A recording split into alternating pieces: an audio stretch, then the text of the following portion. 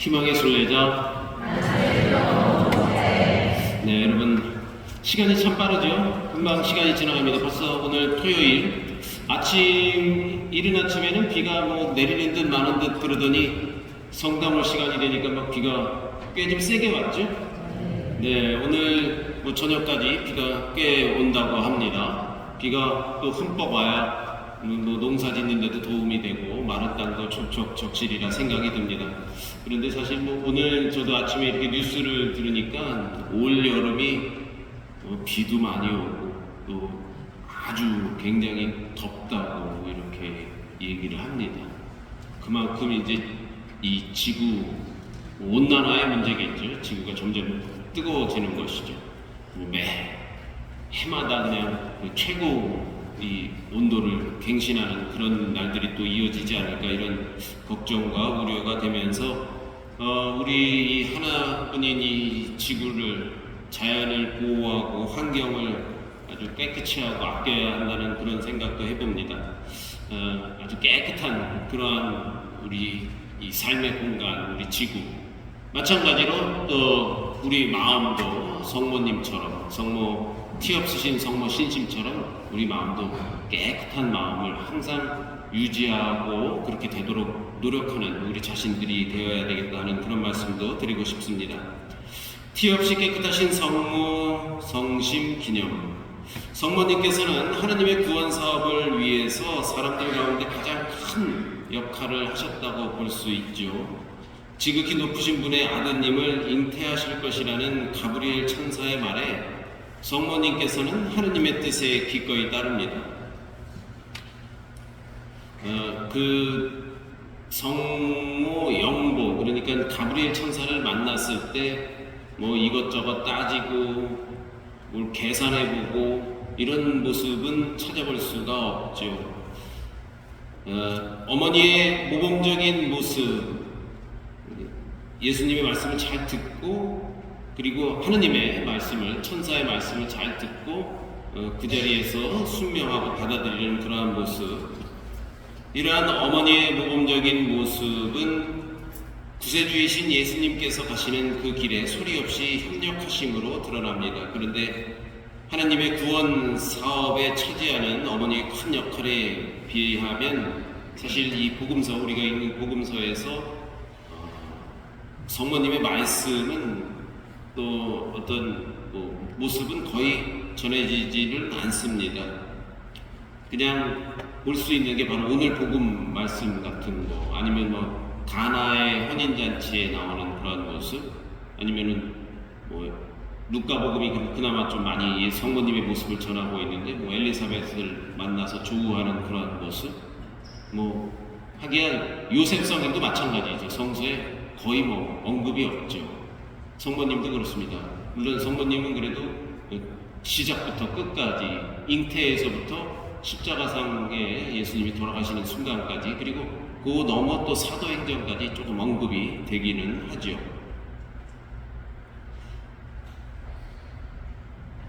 그러나 이 성모님의 모습을 보면 오히려 이제 중요한 순간에 어머니께서 곰곰이 생각하셨다, 마음에 담아두셨다, 이 모든 일을 마음속에 간직하고 곰곰이 되새기셨다라는 그런 표현들을 이 성서 저자들은 우리에게 전하고 있습니다. 이렇듯 성모님께서는 좋은 일이든 또 섭섭한 일이든 일희일비하지 않으십니다. 예수님의 탄생은 모든 일들을 마음속에 간직하시고 곰곰이 되새기신 성모님을 통해서 가능하게 되는 것이죠. 그러니까 성모님께서는 그렇게 하느님의 말씀을 마음에 품으셨습니다. 그리고 말씀을 품어내신 성모님의 마음을 우리는 티 없이 깨끗하신 성모 신심이라 부르고 기억합니다. 조금 이제 신학적, 약간 철학적으로 접근한다 보면 말씀을 마음에 새겼다, 곰곰이 생각하셨다. 말씀은 바로 그리스도이시죠. 그리스도.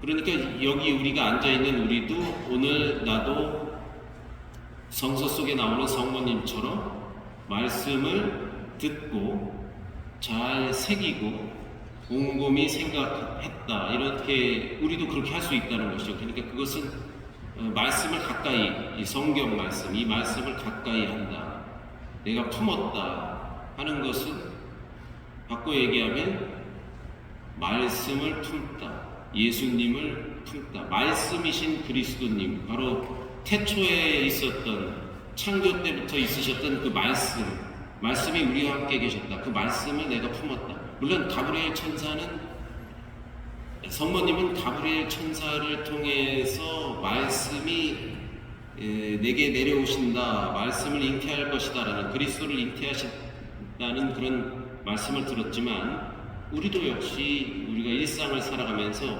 성모님처럼 그 말씀을 품는 것이죠. 이렇게 이 성경책을 이렇게 끌어안고 있는 건 아니지만, 이 말씀을 매일 우리가 듣고 읽고 묵상하면서 간직할 수 있다는 것이죠. 이것을 간직한다 그러면 나도 성모님과 같은 그런 모습, 이렇게 성모님처럼 티 없이 깨끗한 그런 마음을 간직할 수 있다는 것입니다. 성경을 공부하고 묵상하는 것, 이것이 바로 예수님을 품는 것이다, 이렇게 말할 수도 있겠죠. 우리는 성모님의 신앙의 모범을 바라보며 천주의 성모님, 하늘의 여왕, 지극히 거룩하신 동정녀 등 영광스러운 호칭을 성모님께 드립니다.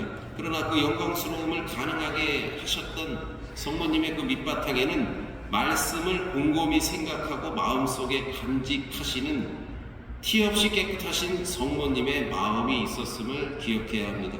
말씀의 육화는 이러한 성모님의 마음으로 가능한 일이었습니다. 그러니까 우리가 성서 공부를 잘 하면서 말씀을 잘 듣고 묵상하고 그렇게 그 말씀을 품으려면 우선 나도 티 없이 깨끗한 그런 마음의 준비가 되어야 한다. 마음을 가져야 된다.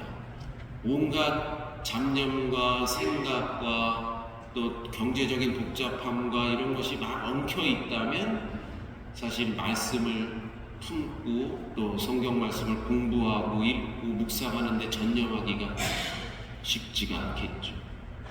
우선 깨끗한 마음의 평정, 이런 것이 갖추어질 때 말씀이 많이 들어올 것입니다. 예를 들어서 지금 이 시간에도 가만있어봐, 집에다가 지금 저 아침에 먹던 된장찌개 올려놓고 그거 지금 가스를 끄고 왔나 뭐 이런 생각이 막 왔다 갔다 한다든가, 저기 돈 보내줘야 되는데 이게 지금 가진 돈은 없고 누구한테 돈을 좀 꿔야 되나 어째야 되나 뭐 이런 생각이 막 여기 지금 복잡하게 있다면 여기는 앉아있긴 하지만 마음은 딴 데 가 있는 것이죠. 그리고 혹시 또 누구랑 다퉜다, 아침에 밥 먹다가 남편하고 그냥 원성이 좀 높아졌다, 그럼 마음이 지금 막 부글부글 끓고 있다. 내가 미사 끝나고 가갖고 그냥 확 남편 앞에다가 그냥 뭐라도 확 집어던지든지 해야지 뭐 이런 마음이 있다면 말씀을 미처 들을 수가 없는 것이죠. 그래서 티 없이 깨끗한 그런 마음을 먼저 갖추는 것, 이것이 말씀을 품을 수 있는 그런 방법입니다.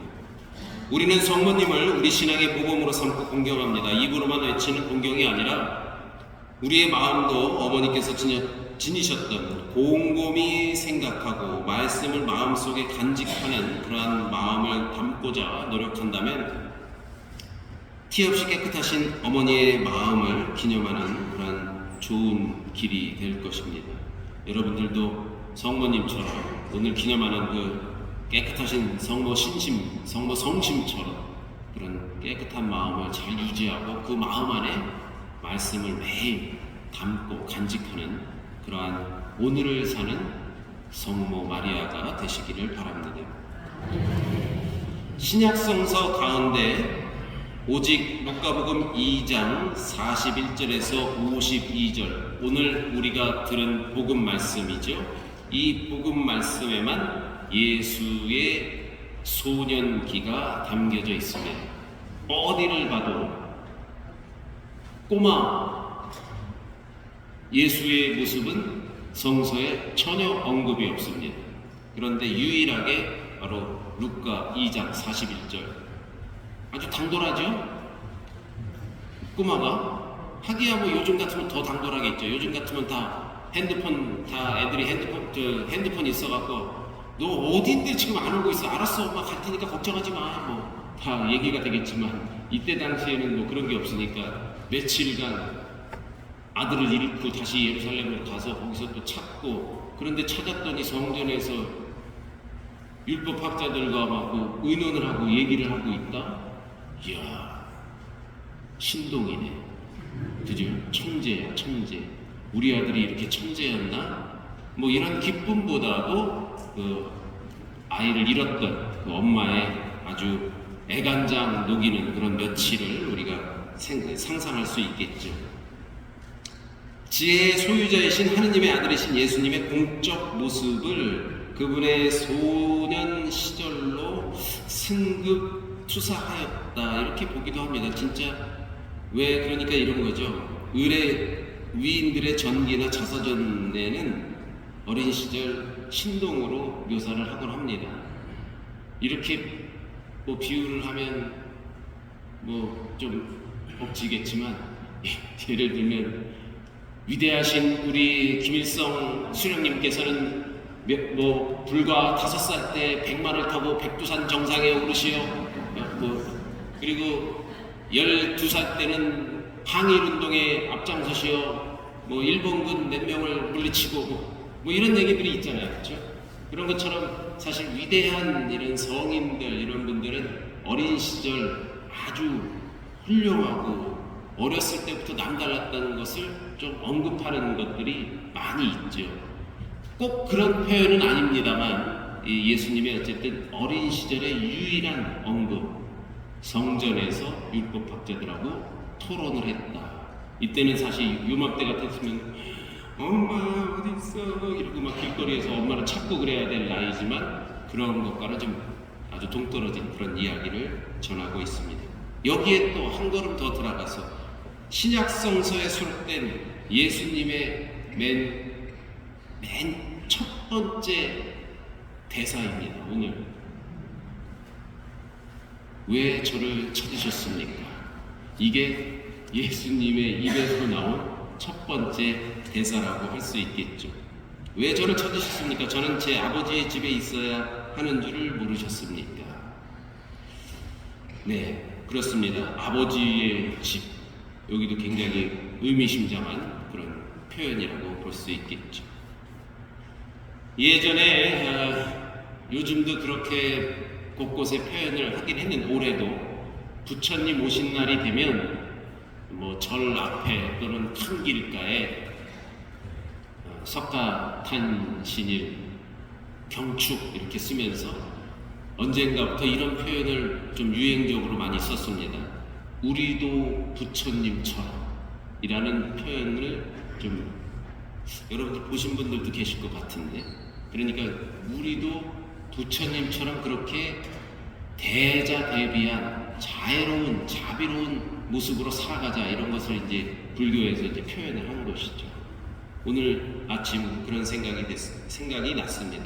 우리도 뭐 예수님처럼, 또 오늘 특별히 성모님의 그 깨끗하신 마음과 말씀을 간직하는 그러한 모습, 그래서 우리도 성모님처럼 오늘 특별히 여러분도 성모님처럼 잘 간직하시는 그런 멋진 또 좋은 하루가 되시기를 바랍니다.